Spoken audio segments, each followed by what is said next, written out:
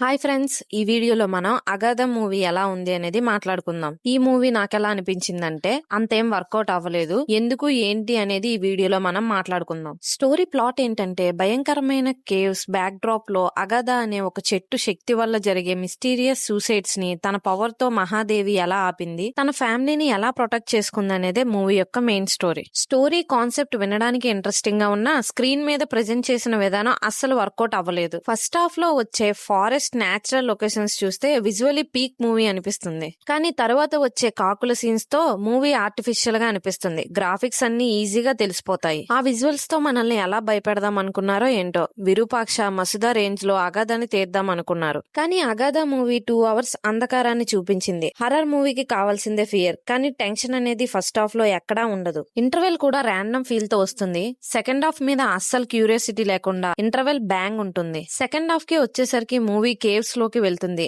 అక్కడి నుంచి అయినా మూవీ లేస్తుంది అనుకున్నా కానీ నిద్ర పుచ్చింది. ఫస్ట్ హాఫ్ లో అగాధ ఇచ్చిన బిల్డప్ కి, సెకండ్ హాఫ్ లో అగాధాని చూపించిన విజువల్స్ కి క్యారెక్టర్ ఇంపాక్ట్ పోతుంది. బ్యాక్ స్టోరీ ఏమైనా ప్రాపర్ గా ఉందా అంటే అది కూడా వర్కౌట్ అవ్వలేదు. ఎక్కడా ఇంట్రెస్ట్ అయితే రాదు. మూవీ చూసినంత సేపు ఎంత ఫాస్ట్ గా కంప్లీట్ అవుతుందా అనే ఫీలింగ్ అయితే వస్తుంది. క్లైమాక్స్ ఏమైనా బాగుందా అంటే టైం ట్రావెల్ అనే కాన్సెప్ట్ ని తీసుకొచ్చి ఎండ్ చేద్దాం అనుకున్నారు. బట్ ఆ కాన్సెప్ట్ క్లైమాక్స్ కి దెబ్బేసేసింది. టెక్నికలీ సినిమాటోగ్రఫీ బాగుంది, నేచురల్ లొకేషన్స్ తో బాగా చూపించారు. కానీ విజువల్స్ మాత్రం మూవీకి టూ వరస్ట్. ఎడిటింగ్ అనేది కూడా మూవీ ఫ్లో ని డిస్కనెక్ట్ చేస్తుంది. బ్యాక్గ్రౌండ్ మ్యూజిక్ కూడా కంప్లీట్ గా ఫెయిల్ అయింది. హారర్ మూవీస్ కి కావాల్సిన టెన్షన్ ని క్రియేట్ చేయలేకపోయింది. ఓవరాల్ గా మూవీ అయితే నాకు అస్సలు నచ్చలేదు. హారర్ మూవీకి ఉండాల్సిన ఒక్క ఎలిమెంట్ కూడా ప్రాపర్ గా లేదు. నేనైతే ఈ మూవీని స్కిప్ చేయమనే చెప్తాను. ఈ మూవీకి నా రేటింగ్ 2 out of 5. మీకు ఈ రివ్యూ నచ్చితే లైక్ చేయండి. మరిన్ని ఇలాంటి రివ్యూస్ కోసం మన ఛానల్ ని సబ్స్క్రైబ్ చేసుకోండి.